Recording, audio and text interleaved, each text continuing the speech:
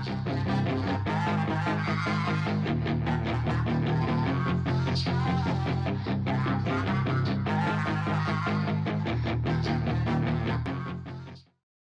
up, guys? Barry Gaming here, back with some more Idle Heroes news for November 26th, 2020. So, first and foremost, happy Thanksgiving to those who celebrate it.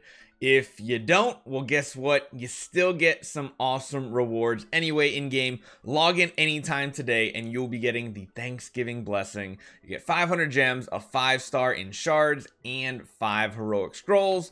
So no CD key required. That's just free loot. Just make sure you log into every server today and claim it. So thank you guys so much for all the support so far. We're getting really close to our 32,000 sub goal. So again, thank you very much. If you have not checked it out, there's tons of links in the description to multiple giveaways. We're going to have more tomorrow on Friday. There's not going to be much coming out today on Thursday because, like I said, it's Thanksgiving, so I will not be active that much. There will most likely not be a Twitch stream as normally when a new hero comes out tonight for me. We'll probably be streaming on Friday instead during the day, so it'll be Europe time zone friendly. Maybe not as much for people in the US and North America. But again, hopefully Black Friday is great and you guys have it off. If not, you gotta work. Sorry. The VOD will always be there. We'll have tons of YouTube content as well.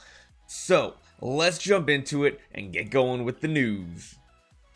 So let's start it off with the daily rewards. We will be getting 3 heroic summoning scrolls as always for summoning events, which is nice. You'll get a total of 21 extra scrolls. Talking about that, the new summoning event, we are going to be getting the new Abyss Warrior Morax. So that's pretty cool. We'll be getting him. You get the guaranteed chances to get him after 500 copies. The summoning prizes are essentially what you're used to, but we also have Queen added in, just in case some people needed to grab some Queen copies. Not like she's hard to get, but you know, it is what it is. They do give it to us as a nice little bonus. So yeah, we'll go over Morax towards the end a little bit further. I want to get to all the Black Friday stuff first, and then we'll review the hero. Scarlet Queen we'll probably talk about in a separate video just because there's so much to talk about with her in my opinion. So let's keep on going. We do have the Flash Exchange event. We have Rogan and we have Ignis in the shop. So 6,000 for each. Not bad. Both solid support heroes. Rogan at 6,000 is pretty good. That's not bad. Ignis at 6,000, she can be really good in Trial of Champion or Interdimensional Arena or Guild Wars. Ignis really isn't that strong for regular Crystal Crown League, so if it's something you focus on, she's probably not going to help you that much, but she's definitely a great hero overall. We do have the second week of Grey Dwarf's Blessing, so please make sure you grab your gear before it's too late. And since this is a heroic summoning event, we have the Palace of Crystal and the Palace of Eternity. So the Palace of Crystal is where you're going to be able to swap, or rather, it's where you're going to get your crystals for swaps. And then Palace of Eternity. This is good. This is really good. They actually kept Rogan on here and Ignis. So it's good for me because potentially if we get a Christmas light here, I'll be able to swap my Ignis copies, which is really great because they did add Inosuke to the list. They put it back up to 5 because if you remember last month, they bumped it down to only 4 replaceable heroes because they took Russell and Drake off from Anniversary at the same time instead of just 1. But that's good. They're bumping it back up to 5. That means the longevity of heroes for swapping is back to the normal 5, so you can't complain about that. That is pretty good. I appreciate that. Thank you guys. Thank you developers for adding those back. And then lastly, for the regular part of news, we have, of course, the value packages. The value packages will have extra VIP rewards in them. They have the key as well. And on top of all of that, they actually give more gems as well. Usually these only give 5,000, 2,500, etc. They're giving almost 10,000 in the top pack, so that's a lot of extra gems. If that's something you're going to be spending some money to get some hero copies to finish the Black Friday event, the value packs have a lot of value. Well, DH gains value packed into them. So that is the regular news, but on to the big part of this week, the Black Friday news. So let's start it off with the shopping carnival first, the Black Friday carnival. So these you are going to get between doing heroic summonings and buying packs. So of course, if you are not doing either, you're pretty much going to stay away from this because there's really no free to play way to get this besides scrolls. And I'm not sure Morax is a hero you want to use those scrolls on just yet. But of course, you can get the top rewards right there, which are, you know, they're not that bad. They're decent. So, yeah, when you get down to the middle section here, though, it gets a little interesting here. So,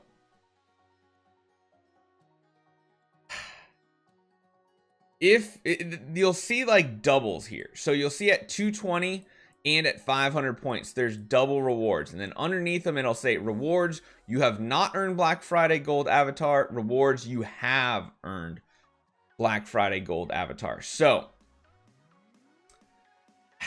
it's interesting because at 220, it's identical, but one has a frame. A little confused at that, honestly. You keep scrolling down, there's a lot of pay-to-win artifact chests that you can select there, which is pretty good. There's stellar shards that you can get as well. 450 points, you get a 10-star dummy. And then at 500, again, we have this duplicate. So, I'm really confused. I'm almost thinking at 220 points, if you already have a Black Friday frame from last year, because it looks like it's the same exact frame.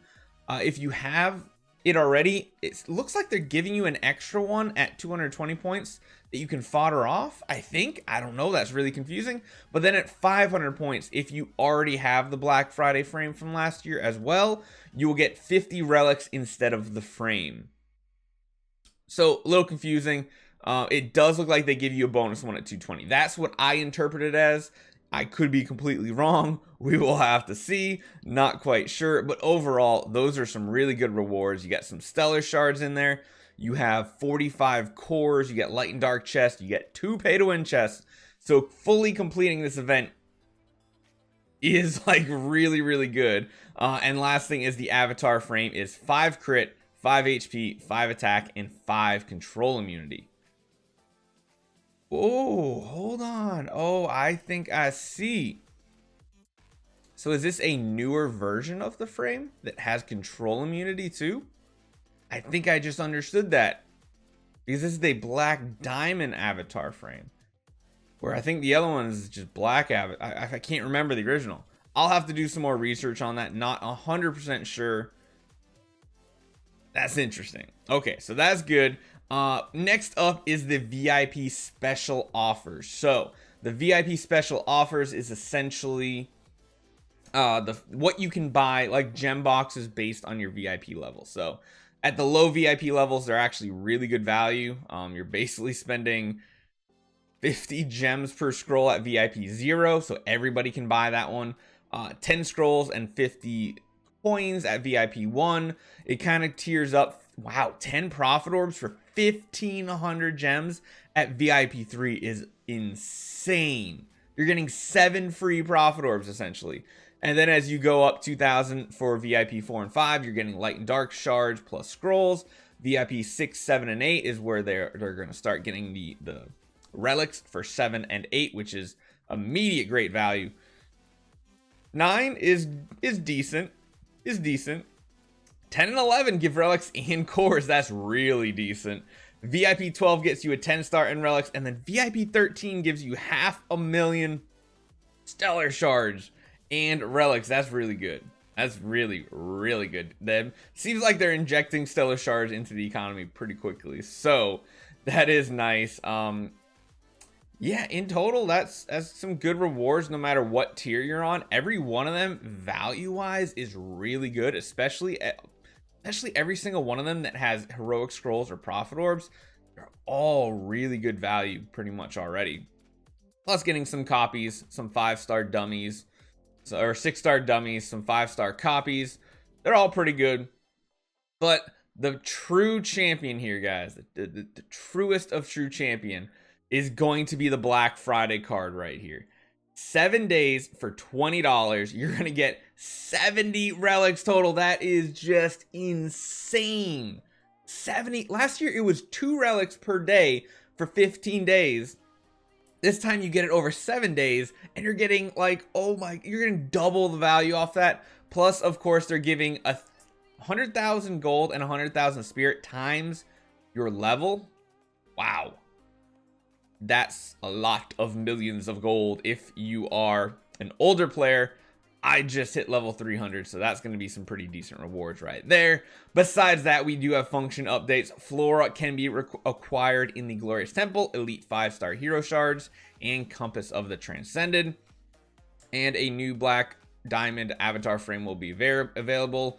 Okay, so yeah, it does look like it is a newer Black Friday frame, which is interesting. So it's like an upgraded version of last year's because it adds control immunity, whereas the current one only adds crit, HP, and attack. Yeah, they always gotta spice things up, don't they? So, last but not least, we're gonna go over Morax. We're gonna jump to his skills video, and then we will come back and talk about his actual skills.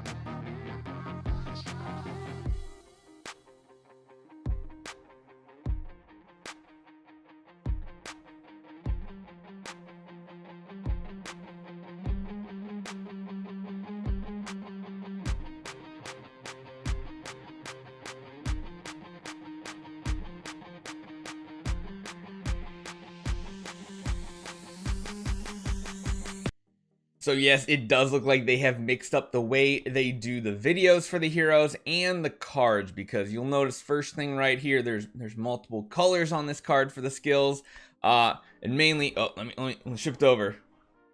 Show you the card here. All right, so mainly what you will notice differently here is that the orange letters, the orange lettering under the main skill, like you'll see Hellish Smash has all the description, and then you'll see an orange text version below it. What that is that's the Void Enable upgrade. So that'll be like the 4th version of it, the upgraded version. So let's start out with Hellish Smash's active skill. You'll be dealing 600% of attack damage to one random backline enemy, which one isn't great, dealing an extra 600% attack damage per round for 2 rounds. That's a pretty sizable dot. Also, for the next 2 rounds, the affected enemy takes 30% more burning damage. After that, consumes all extra ammo effects, and each layer of extra ammo consumed allows Morax to launch same attack one more time on another random backline enemy. When the battle begins, he will automatically have 2 layers of extra ammo. So not too bad. We're not really going to go over the void descriptions. If you want to read them, you can pause and read them down below. They're just increasing the numbers as always. Typically, Tough Guy first passive, he has a ton of PvE oriented passes: HP, attack, crit, precision, and effect of being healed. Those are all really, really, really strong. I mean, I don't think we've seen a hero that's had HP, attack, crit, and precision plus another stat buff. Seems pretty good. We do have Armament as his next passive. Each basic attack grants him an extra layer of extra ammo. Of course, the Void version will give you 2. And have a 100% chance to remove 1 debuff from himself. So debuffs will include damage over time, attribute reductions, marks, and control effects. Now, the last one is interesting here. Battle Frenzy passive. As Morax loses HP, his all damage dealt, so yes, he has all damage, and all damage reduction will increase up to 120% extra bonus damage dealt and up to 40% damage reduction. All damage reduction. That is pretty sick. Does seem like someone you might want to put a crown on for PvP. That is a lot of damage reduction right there. All damage reduction as he loses HP. So of course you're definitely going to want Unbending Will on. We will be testing him tonight/tomorrow, depending on when we get time to do it. We'll be able to test him in Abyss Sealand because we're at level 11. We'll be able to test him in Aspen Dungeon tomorrow because that will open at Death 1. So we're going to have a lot of testing to do on Reb's account. You'll see the account we're going to use a little bit later this morning. It looks pretty cool. I'm excited at the very least to see if he is a solution to Abyss Sealand besides Delacium. That would be nice. So yeah. So definitely stick around. We're actually going to be talking about Scarlet Queen and the new compass in the next video here. It should come out probably within an hour or 2 hours of this one. I kind of wanted to break it apart just so I didn't overload you guys with information, and I want to have one dedicated to Scarlet Queen because she looks like a really interesting team-oriented hero compared to where Shia is kind of like a Swordflash. Shia is a solo beast. Queen works a little differently, so we're not sure how she's going to do in places like you know, Aspen Dungeon, but Tower and things like that she could be really good. So hopefully you guys enjoy this one. Make sure you hit that subscribe button, enter all those giveaways, and again, thank you guys so much for all the support so far. I'll see you guys next time.